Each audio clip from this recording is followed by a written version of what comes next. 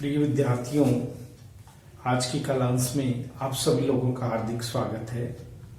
हम BA final की कामायनी के चिंता सर्ग के बारे में पढ़ रहे थे अब तक पूर्व कलांश में भी। तो अब हम चिंता सर्ग के अगले सर्ग में पढ़ेंगे कि किस तरह से जो देव संस्कृति है उसके विनाश के पश्चात मनु का जो मन है वो पूरी तरह से निराश हो जाता है, चिंता में वो ग्रसित हो जाते हैं। कौन से वो दृश्य हैं जो उसकी चिंता को और अधिक बढ़ा देते हैं।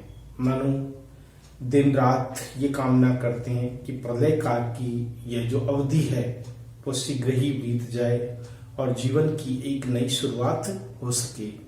किंतु चिंता यह है कि ये शुरुआत अकेले कैसे कर पाएंगे वो, क्योंकि किसी भी सृष्टि की आरंभ करने के लिए किसी दूसरे साथी की भी आवश्यकता होती है। तो किस तरह से मनु उस चिंता में ग्रसित हो जाते हैं कि अकेले किस तरह से वो सृष्टि का संचालन कर पाएंगे। तो इसी चिंता में वो दिन रात मग्न रहते हैं। प्रलय की उस दृश्य को अपनी ही प्रत्यक्ष आंखों से वो देखते हैं, कैसे उमड़ घुमड़ कर के बादल उस देव संस्कृति के ऊपर प्रहार कर रहे हैं। बादलों से गिरने वाली मोटी मोटी पानी की बूंदें शीघ्र ही गिरकर उस देव संस्कृति को जैसे कोई मिटा देना चाहती हो।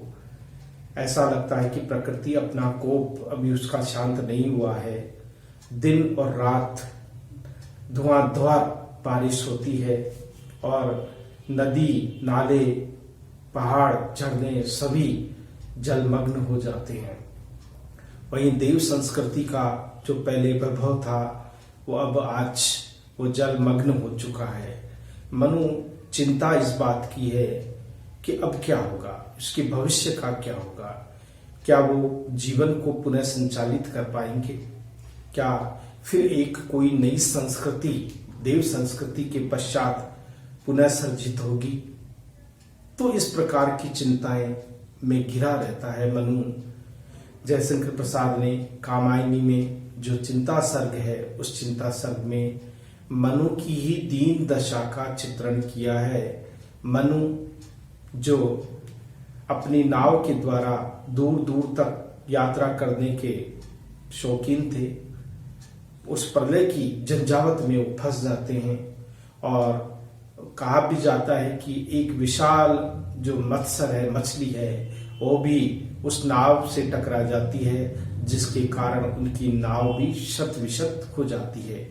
परिणाम स्वरूप मनु अपने प्राणों की रक्षा के लिए वे हिमालय की शरण में चले आते हैं। हिमालय की उस शरण में आकर के भी उनका मन स्थिर नहीं रह पाता। तरह तरह की दुश्चिंताएं उन्हें परेशान करती है और वो विचार करने लगते हैं कि प्रलय की यह रात कब समाप्त होगी, प्रलय का यह पल कब समाप्त होगा, कब एक नए जीवन की शुरुआत होगी। इसी चिंता में, इसी उद्विग्न में मनु लगे रहते हैं। मनु हर समय चिंता इस बात की है कि वो किस तरह से अब इस सृष्टि का पालन कर पाएंगे, इस सृष्टि को नया रूप दे पाएंगे। क्योंकि सृष्टि ने जिस तरह से विध्वंस किया है, तो उस विध्वंस को सुधारने में, उस विध्वंस को सही करने में अभी काफी लंबा समय लगेगा। लेकिन क्या वो अकेला इस सृष्टि को पुनः सर्जित या पुनः उसे एक नया जीवन दे सकता है? चिंता है, इसी चिंता में वो दुखी रहता है। तो देखिए, मनु जो है कामायनी का एक मुख्य पात्र है, किंतु शुरुआत उसकी चिंता से होती है। और देखिए, जब चिंता बढ़ जाती है तो नींद, भूख, प्यास सब कुछ समाप्त हो जाती है। मनु के साथ में भी ऐसा ही होता है। न उसे भूख लगती है, न प्यास लगती है। केवल आंखों में एक अनजाना भय व्याप्त हो जाता है। भय उसे सोने नहीं देता, जगने नहीं देता। और देखिए, बादलों की जो गड़गड़ाहट है, भीषण बिजलियों की जो चमक है, उसको देख करके मनु का मन एक तरह से क्षुब्ध हो जाता है। वो भयभीत हो जाता है और सोचता है कि क्या देव संस्कृति के बाद भी क्या कुछ हो पाएगा, या कहीं ऐसा न हो कि संपूर्ण जगत का ही विनाश हो रहा हो। तो वो तरह तरह की जो यातनाएं हैं या दौर से वो गुजर रहा है, तरह तरह की कल्पनाएं कर रहा है मनु।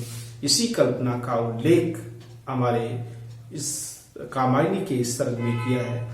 पिछले सर्ग में हमने पढ़ा कि किस तरह से देवबालाएं श्रृंगार किया करती थी, देवंगन उनके साथ में भ्रमण किया करते थे, लेकिन आज वो सब कुछ समाप्त हो चुका है। न देव है न संस्कृति है। इस प्रकार मनु के सामने एक चुनौती है। चुनौती यह है कि क्या वे एक ऐसे सभ्य और सुसंस्कृत समाज का निर्माण कर सकने में सक्षम है, और है तो भी उसके सहायक का कौन बनेगा, सहायक कौन बनेगा। बिना सहायक के वो इस सृष्टि का निर्माण नहीं कर सकता। इसलिए देखिए, क्रम चलता रहता है और मनु के मन में एक आशा का संचार भी होता है, और मनु ये विचार करता है कि ये प्रलय की रात, प्रलय का जो समय है वो यथाशीघ्र ही बीत जाएगा। जीवन में एक नया सवेरा होगा, एक आशा उनके मन में उत्पन्न होती है। उसी आशा के सहारे मनु अपने जीवन को जीना चाहता है, क्योंकि चिंता से कोई परिणाम नहीं निकलता। इसलिए मनु भी अब चिंता से अपने आप को मुक्त करना चाहता है और एक आशावादी बन करके अपने जीवन को सुचारू रूप से जीवन जीना चाहता है। लेकिन अब देखिए, इस आशा में जो मुख्य रूप से भूमिका बनकर आई है वो है श्रद्धा, जो मनु के उस निराश जीवन में एक खुशहाली का प्रतीक बनकर आती है, क्योंकि वह मनु के हृदय की मलिका बन जाती है, मनु के हृदय पर साम्राज्य करने लगती है, वो है श्रद्धा। तो इस तरह से कामायनी में जो प्रसंग हैं वो एक दूसरे में चलते रहते हैं। कुछ प्रसंग चिंता में भी कुछ श्रद्धा के प्रसंग आ सकते हैं, और श्रद्धा के प्रसंग भी में चिंता के भी प्रसंग आ सकते हैं, क्योंकि वह दृश्य एक था, भिन्न दृश्य नहीं था। यह हम नहीं कह सकते कि यहाँ ये दृश्य था, यहाँ वो दृश्य था, क्योंकि एकीकार कर दिया गया है सभी दृश्यों को। लेकिन पहचान के लिए उन्हें नाम दे दिया गया है कि ये चिंता सर्ग है, ये आशा सर्ग है, ये श्रद्धा सर्ग है। इस तरह के जो नाम देकर के उन्हें पहचान दी गई है। तो अब हम जो पढ़ेंगे वो है जयशंकर प्रसाद के कामायनी की चिंता सर्ग के इन पद्यांशों को, जिसमें कवि ने मनु के मन की मनोस्थिति का, उसकी चिंताओं को बड़े ही आकर्षक और घनीभूत रूप में प्रस्तुत किया है। देखिए क्या कहते हैं। दग्ध दाहों से धूम उठे, या जलधर उठे क्षितिज तट के, सगन गगन में भीमकाय कंपन, झंझा के चलते झटके। मनु कहता है, मनु विचार कर रहा है, मनु गहरी चिंता में खोया हुआ है, क्योंकि उसके सामने प्रलय की बहुत बड़ी चुनौती है, और इस चुनौती ने मनु को कंपायमान कर दिया है, उसे भयभीत कर दिया है। तो देखिए क्या देखता है अपनी आंखों से। मनु के सामने ये मंजर उपस्थित है, ये दृश्य सामने उपस्थित है। दग्धदाहों से धूम उठे चारों दिशाओं से। मनु देख रहा है कि जितने भी उत्तर, दक्षिण, पूर्व, पश्चिम, इन चारों दिशाओं से बादल ऐसे उठ रहे हैं जैसे कोई चीज जल रही है, धुआं उठ रहा हो। धुआं की भांति बादल चारों दिशाओं में फैल रहे हैं। जैसे धुएं उठती है, धूम का मतलब होता है धुएं, किसी चीज को जलाने से जो धुएं उठती है, धुओं के बारे में। धुएं, दग्धदाह का मतलब होता है दिशाओं को जलते हुए, दिशा को जलते हुए। मनु देख रहा है, वैसे तो धुएं, बादल है, सघन जो बादल है भाप बन करके उड़ रहे हैं, वो कैसे लग रहे हैं जैसे कोई किसी चीज को चारों दिशाएं कोई मानो जल रही हो। इस प्रकार का जो दृश्य है वो आंखों के सामने उठ रहे हैं। चारों दिशाएं मानो किसी चीज से जल रही हो, और उस जलने से जो धुआं उठ रहा है मन में एक अनजाना संदेशा उत्पन्न करता है। या जलधर उठे क्षितिज तट पर, या फिर ऐसा लग रहा है या फिर ऐसा प्रतीत हो रहा है कि जलधर, जल को धारण करने वाले बादल जो है, जल को मतलब होता है जलधर, जल को धारण करने वाले अर्थात बादल उठे क्षितिज तट पर। क्षितिज का मतलब होता है धरती और आकाश मिलन के उस किनारे से ऐसा लग रहा है कि मानो जलधर यानी बादल ही स्वयं जमीन से उठ करके आसमान में चला गया हो, यानी कि आसमान में झुक जाता है पूरी तरह से। इतने सघन बादल छा जाते हैं। क्षितिज का मतलब होता है धरती और आकाश के मिलन का स्थान, बीच में। तट के यानी तट के अर्थात जलधर है अर्थात बादल है, वो सघन रूप से छा जाते हैं।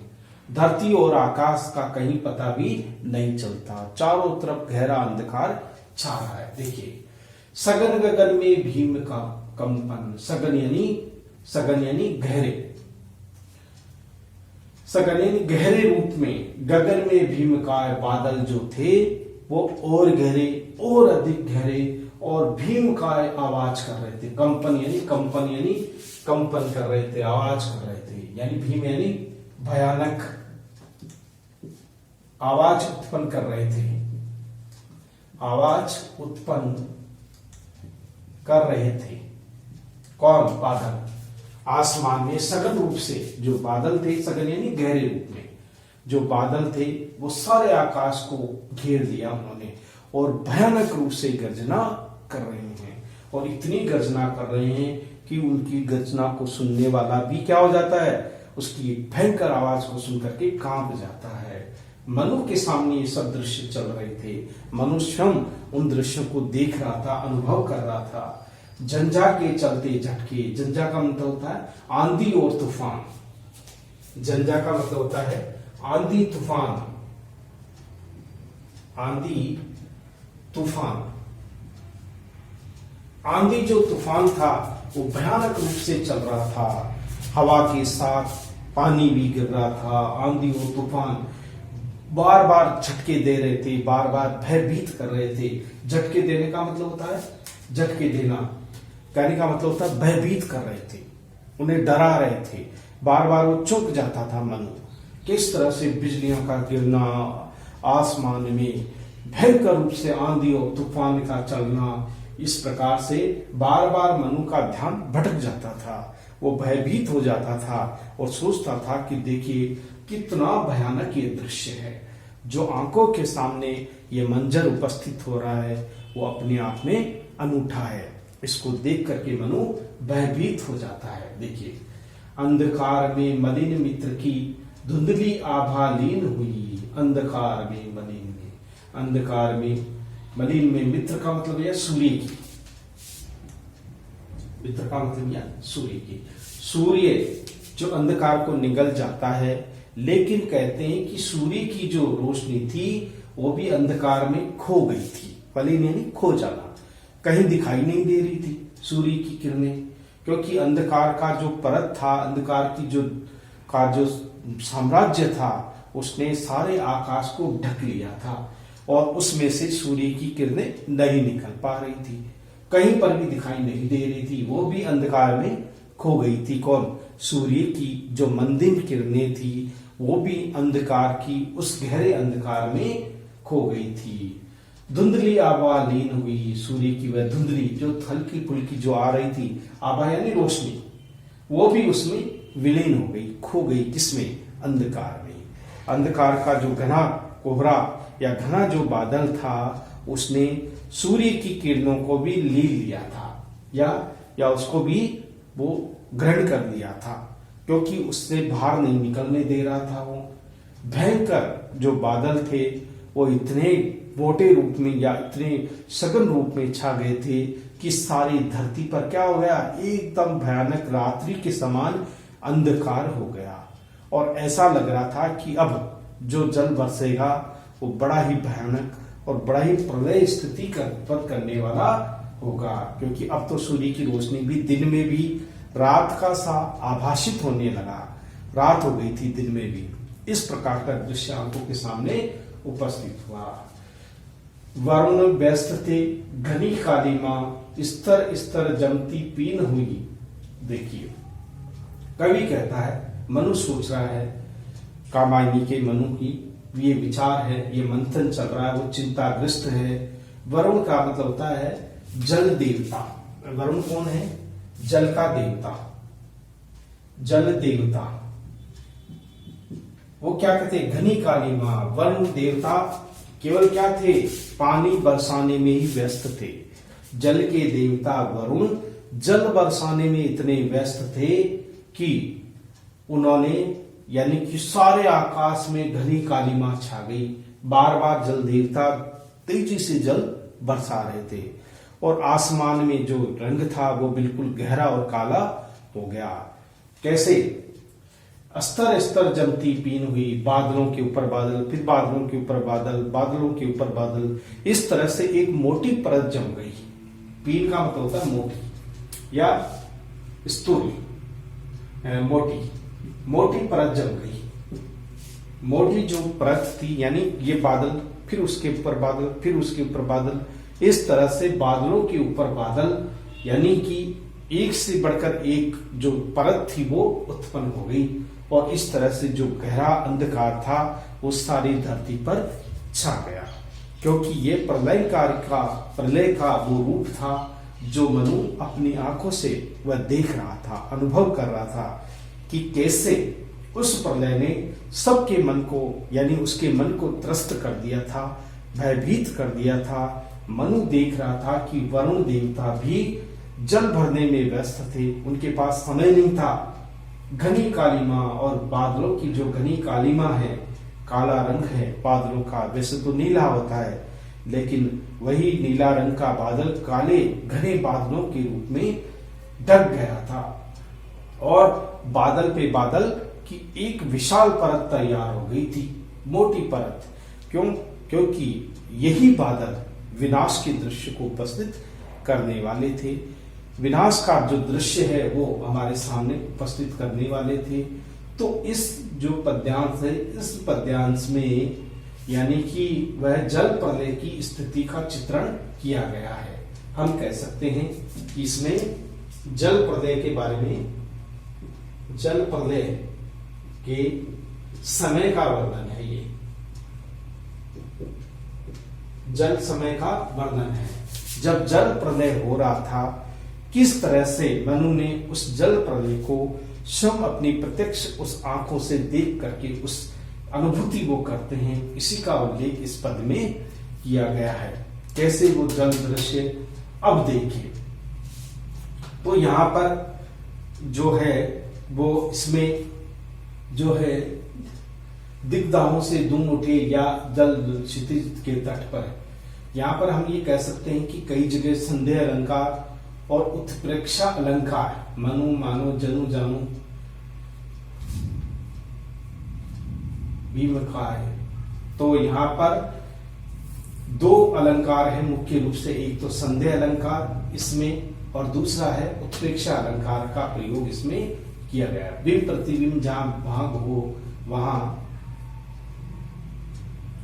वहां ये उत्प्रेक्षा अलंकार है। तो इसमें जल प्रलय की विध्वंसकारी उस घटना को इस पद्यांश में प्रस्तुत किया गया है। तो ये है, ये दृश्य है। अब अगला हमारा जो दृश्य है, अगला हमारा व्याख्या है, उसमें देखिए, जब ये दृश्य उपस्थित हो रहा था तो अकेला मनु ही उस हिमालय पर्वत पे नहीं था, बल्कि एक गंधर्व प्रदेश की राजकुमारी जिसका नाम था श्रद्धा, जो गंधर्व देश की राजकुमारी, यानी कि वो वहां से कला प्रिय होने के कारण वह हिमालय की प्राकृतिक सौंदर्य को निहारने के लिए अपने प्रदेश से यहाँ काव्य कला का आनंद उठाने के लिए, संगीत कला को सीखने के लिए और प्रकृति के मनोरम दृश्य को देखने के लिए वह हिमालय के उस इलाके में आ जाती है। लेकिन उसी समय ये प्रलयकारी दृश्य उपस्थित हो जाता है। तो उस समय मनु अकेला उस हिमालय पर नहीं था, वह श्रद्धा भी थी जो भटकती भटकती वो मनु के पास में आ जाती है। मनु के पास में आकर के मनु को जीवित देख करके वो बड़ा आश्चर्यचकित होती है। तो उस मनु से ही वो पूछना चाहती है, मनु से ही जानना चाहती है और मनु के ही मनोभावों को पहचानना चाहती है। इसका चित्रण इस रूप में किया है। देखिए क्या कहते हैं कवि बड़े ही सुंदर शब्दों में। श्रद्धा की है ये कथन, जो मनु को देख करके श्रद्धा के मन में जो भाव उमड़े, जो भाव तरंगे उत्पन्न हुई, उसी का चित्रण है ये। कौन तुम, प्रश्नवाचक चिन्ह है। मनु यानी श्रद्धा मनु से पूछती है कि तुम कौन हो, क्योंकि अभी प्रथम परिचय था मनु का श्रद्धा से, इसलिए श्रद्धा मनु से पूछती है कि तुम कौन हो, क्योंकि अनभिज्ञ है श्रद्धा मनु से।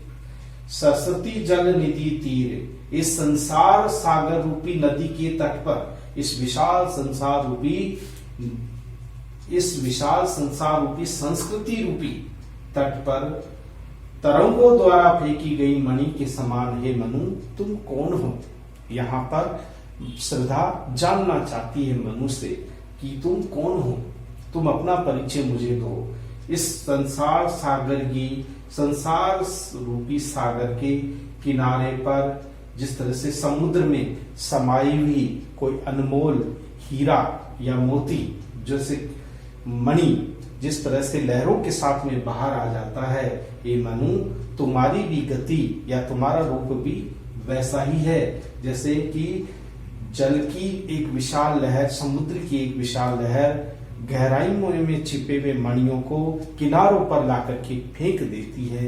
तुम भी वैसा ही दृश्य मेरे सामने उपस्थित कर रहे हो, यह अनुभव कर रही है। मनु सोच रहा है, यानी श्रद्धा विचार कर रही है। यहाँ मनु का विचार बंद है और अब तो केवल श्रद्धा ही विचार कर रही है। कर रहे निर्जन का चुपचाप प्रभा की धारा से अभिषेक। हे मनु तुम इस निर्जन स्थान पर, इस निर्जन यानी शून्यपन, जहां कोई आता नहीं कोई जाता नहीं, बिल्कुल सुनी ये जगह है, यहाँ चुपचाप संसार के किस रहस्य को सुलझाने में या संसार के इस किस रहस्य को सुलझाने में तुम अपने आप को लगाए हुए हो। कर रहे निर्जन का चुपचाप प्रभा की धारा से अभिषेक। इस संसार सागर की, इस संसार प्रभा की धारा, इस संसार सागर की प्रभा में बह करके तुम संसार के नव निर्माण का अभिषेक करना चाहते हो। अभिषेक क्या मतलब होता है? अभिषेक का मतलब होता है एक स्वागत करना या उसका संस्कारित करना। तो तुम इस निर्जन स्थान पर देख रहे हैं कि भयंकर प्रलयकारी स्थिति थी, और प्रलयकारी स्थिति के सामने अब मनु क्या कर रहा था? मनु तो ऐसा लग रहा था कि मानो वो किसी निर्जन स्थान पर बैठ करके कोई साधना में लीन हो रखा हो, और वो इस संसार रूपी धारा के सामने इस नव संसार के निर्माण की कल्पना का अभिषेक कर रहा हो या कल्पना कर रहा हो। ये यहाँ पर दिखाया गया है, प्रश्नवाचक चिन्ह है। मधुर विश्रांत और एकांत, जगत का सुलझा हुआ रहस्य, एक करुणामय सुंदर मूल और चंचल मन का आलस्य। श्रद्धा मनु से कहती है कि हे मनु, मधुर विश्रांत और एकांत, तुम्हारी जो थकान है, हे मनु, विश्रांत है थकान, जो तुम्हारी थकान है वो भी मुझे बड़ी मधुर लग रही है।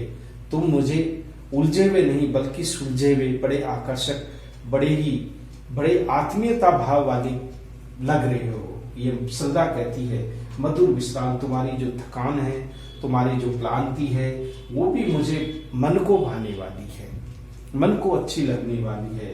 तुम कहीं तुम्हारा जो मुख है, उस मुखमंडल को देख करके ऐसा प्रतीत नहीं होता है कि जैसे को तुम थक गए हो, निराश हो गए हो। तो यहाँ अनुभव कर रही है कौन? श्रद्धा। और एकांत, तुम एकांत में बैठे हो और क्या हो, शांत बैठे हो, मुख पर मधुरता का भाव छाया हुआ है, जगत का सुलझा हुआ रहस्य। ऐसा लगता है कि तुम किसी गहन साधना में लीन होकर के इस सारे संसार का कोई उलझा हुआ रहस्य है उसको सुलझा लिया हो, उसका समाधान कर दिया हो। जैसे कोई बहुत बड़ा कोई रहस्य है, उस रहस्य से तुमने कोई पर्दा उठा दिया हो। इसी प्रकार से यहाँ पर श्रद्धा कहना चाहती है, जगत का सुलझा हुआ रहस्य तुमने इस संसार, जगत यानी संसार, इस संसार का जो रहस्य है वो पूरी तरह से सुलझा लिया हो। वैसे तो असंभव है जगत के उस रहस्य को सुलझा पाना, लेकिन ऐसा प्रतीत होता है मनु कि तुमने तो सारे संसार की उस कला को, उस रहस्य को सुलझा लिया हो। एक करुणामय सुंदर मौन, हे मनु तुम्हारा चुप रहना ही, तुम्हारा शांत रहना ही, तुम्हारा मौन अभिव्यक्ति ही मेरे मन में तुम्हारे प्रति करुणा भाव उत्पन्न कर देते हैं। ये श्रद्धा कह रही है, तुम्हारा मौन जो है वो मुझे बड़ा ही सुंदर लग रहा है, बड़ा ही अच्छा लग रहा है, और तुम्हारे प्रति मेरे मन में एक करुण भाव उत्पन्न कर रहा है।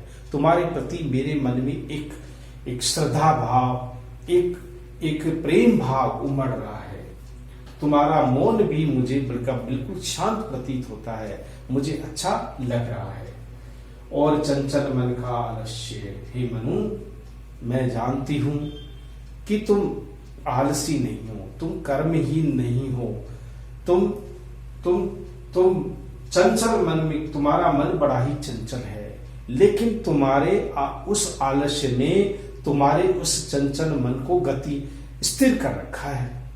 आलस्य ने तुम्हें घेर रखा है, इसलिए तुम्हारा मन चंचल होने पर भी क्या है, शांत है। तुम चंचल मन के होने पर भी बिल्कुल शांत बन करके बैठे हुए हो। यद्यपि तुम्हारा मन क्या है, बड़ा चंचल है, लेकिन तुम्हें क्या है, आलस्य ने घेर लिया है। अब जब आलस्य आदमी को घेर लेती है तो आदमी उठने की भी हिम्मत नहीं करता। तो आलस्य ने, जबकि तुम चंचल मन की ज्ञाता हो, चंचल मन को तुमने अपने मन में धारण किया हुआ है, तो भला ही मनु तुम चंचलता को कैसे छोड़ सकते हो। ये चंचलता तो तुम्हारी शान है, लेकिन आलस्य ने तुम्हें इस चंचल मन के ऊपर अपना अधिकार जमाए हुए हैं। इस चंचल मन ने तुम्हारे ऊपर अपना अधिकार घोषित किए हुए हैं। तो इसलिए यहाँ पर श्रद्धा मनु के बारे में ही जानना चाहती है। श्रद्धा मनु के ही संबंध में सब कुछ जानना चाहती है, और यही चाहती है, इसमें रहस्यवादी भाव की भी अभिव्यक्ति हुई है। और कवि ने यहाँ पर मनु की कल्पना के अनुरूप अपनी कल्पना को भी यहाँ साकार रूप प्रणीत किया है।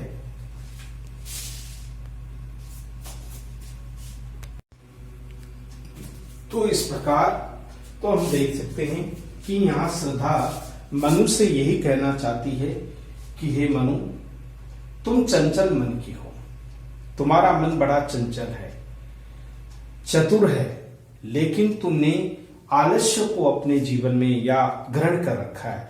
इसलिए आलस्य ने तुम्हारे चंचल मन के ऊपर अपना अधिकार जमाया हुआ है, तुम्हें भटकने नहीं दे रहा है, तुम्हें इधर उधर नहीं जाने दे रहा है, क्योंकि ये आलस्य ही तुम्हें कर्महीन बनाए हुए हैं। तुम कर्महीन बन गए हो, किसके कारण, आलस्य के कारण।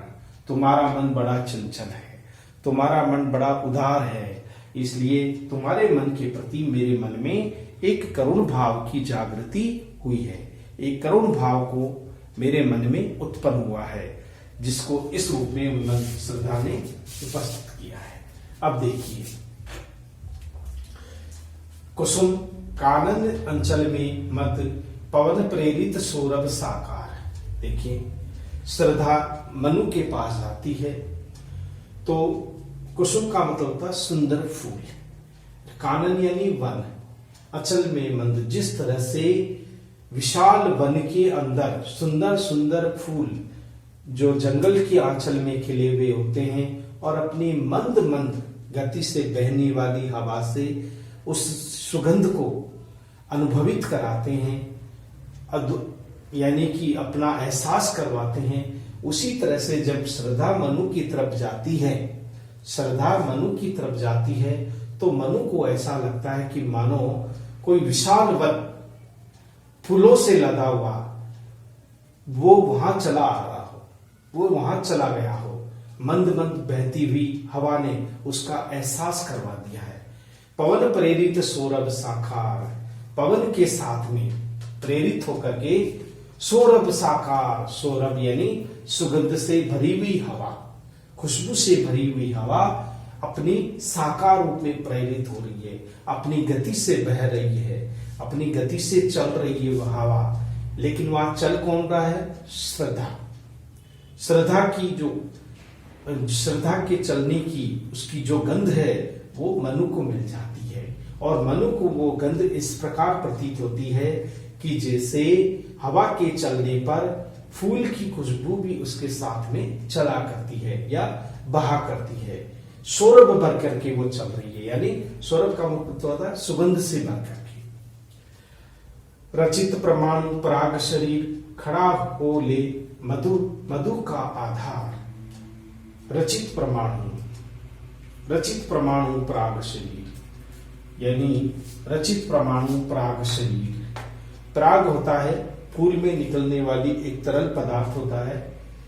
मीरा यानी कि यहाँ पर जो श्रद्धा है उसका शरीर भी किस तरह से था? फूलों के पराग की भांति था, जिसकी खुशबू, जिसके परमाणु, जिसकी गंध चारों तरफ फैल रही थी, चारों तरफ दिखाई दे रही थी। पराग यानी फूल की आने वाली एक बहने वाली एक तरल चीज होती है। तो उस तरह से उसका कोमल शरीर था, किसका? श्रद्धा का। अणु परमाणु से बना हुआ शरीर, फूलों की उस सुगंध से बना हुआ वह शरीर खड़ा हो ले मधु का आधार। नायिका जो थी वो सामने खड़ी थी, ऐसे लग रही थी कि जैसे कोई सुगंध का आभार दिए हुए खड़ी हो। मधु का मतलब होता है शहद, शहद के समान। खड़ा हो ले मधु का आधार, जैसे कोई शहद से लदी हुई या कोई सुगंध से लदी हुई कोई एक पुष्प की कोई डाली हो, उस भांति मनु के सामने वो खड़ी हो जाती है। और पड़ती हो उस पर शुभ्र नवल मधु राका मन की साथ। और पड़ती हो, राका का मतलब होता है चंद्रमा। चंद्रमा, रात्रि में चमकने वाला चंद्रमा, जिसकी शीतल किरणें जब मन उस श्रद्धा के सुंदर, शुभ्र का मतलब होता है उज्जवल, पवित्र, उज्जवल या पवित्र, जब वो उसके पवित्र शरीर पर पड़ती है तो ऐसा लगता है कि मानो कोई बसंत आ गया हो, मानो कोई प्रकृति में नया बसंत आ गया हो। नवल मधु यहाँ किसके लिए है? नया बसंत, नया बसंत आ गया हो। बसंत का सा आभास उस रात्रि काल में चंद्रमा की किरणों में जब मनु ने श्रद्धा को उस रूप में देखा तो ऐसा लग रहा था कि मानो कोई सुंदर रात्रि काल में चंद्रमा की किरणों के बीच में कोई बसंत रूपी जो मधुर राका, या राका का मतलब होता है चंद्रमा, मन की साध, मन की आज संपूर्ण मुराद पूरी करने के लिए अवतरित हो गया हो। हंसी का मद बिहल प्रतिबिंब मधुरिमा खेल सदृश आवात। मनु ने देखा कि जो श्रद्धा है उसको मंद मंद गति से वो क्या कर रही है? हंस रही है। उसका वो प्रतिबिंब देख रहा है, उसका वह रूप देख रहा है, उसके उस स्वरूप को निहार रहा है विहल होकर के। एक पागलों की भांति, एक प्रेमी की भांति उस दृश्य को वो देख रहा है। कौन? मनु। कि कितनी सुंदर वो हंसी का मद विहल प्रतिबिंब, हंसती हुई जो वो श्रद्धा है उसके प्रतिबिंब को देखता है, उसके रूप को देखता है तो वो सम्मोहित हो जाता है। मधुरिमा खेला सदृश्य अभात। इस प्रकार से जो मधुरिमा है वह मधुर दृश्य ऐसा लग रहा था कि बिना किसी बाधा के वह जो खेल है वो चल रहा था। सदृश्य, स यानी सामने, जो एक तरफ श्रद्धा थी और दूसरी तरफ मनु था। दोनों के बीच में जो प्रेम लीलाओं का खेल था, मधुरता का जो खेल था, जो वो निरंतर चल रहा था, अबाध यानी बिना किसी बाधा के, यानी वे एक दूसरे को प्रेम भरी दृष्टि से निहार रहे थे, देख रहे थे। मनु ने श्रद्धा को देखा और श्रद्धा ने मनु को देखा। तो दोनों के बीच में ये जो दृश्य है, उस दृश्य निरंतर बिना किसी रुकावट के चल रहा था। तो यहाँ पर कवि ने श्रद्धा की शरीर की सुंदरता का, उसके सौंदर्य रूप का चित्रण इसमें किया है। तो ये उसकी सौंदर्य रूप को यहाँ पर दर्शाया गया है। किस तरह से चांदनी रात में जब वो देखता है मनु, तो वो आश्चर्यचकित हो जाता है कि ये श्रद्धा इतनी सुंदर कैसे, जो गंधर्व देश की राजकुमारी है, उसी गंधर्व देश की राजकुमारी के फूलों के समान उनका जो शरीर है और फूलों के समान महक लिए हुए वह अद्भुत शरीर की मलिका, यानी श्रद्धा की उसी जीवन चरित्र को इसमें उल्लेखित किया गया है, दिखाया गया है। तो ये हमारा था ये कामायनी की चिंता सर्ग से, जिसमें कुछ श्रद्धा सर्ग के भी प्रसंग शामिल किए गए, क्योंकि दोनों के बीच में जो बात होती है उसी बात का उल्लेख इसमें किया गया है। तो इस प्रकार से अब अगर हम विशेष लिखें तो विशेष में हम लिख सकते हैं कि इसमें संदेह, शुरू में संदेह अलंकार है, संदेह अलंकार, उसके बाद में दूसरा है उत्प्रेक्षा अलंकार, पहले इस पद में उत्प्रेक्षा अलंकार, उसके बाद में हमने इसमें जल प्रलय की स्थिति का वर्णन किया है। पहले में इसमें जल प्रलय की विकट परिस्थिति का उल्लेख, दूसरा है भाषा सरल, सुबोध, आकर्षक है। तीसरा है तद्भाव, यानी तद्भाव, तत्सम, देशज शब्द का भी प्रयोग किया गया है। चौथे में यानी कि ये पहला है अलंकारों के लिए अलंकार, ये दूसरा है, ये तीसरा है, ये चौथा, ये पांचवा है। पांचवे में हम लिख सकते हैं कि श्रद्धा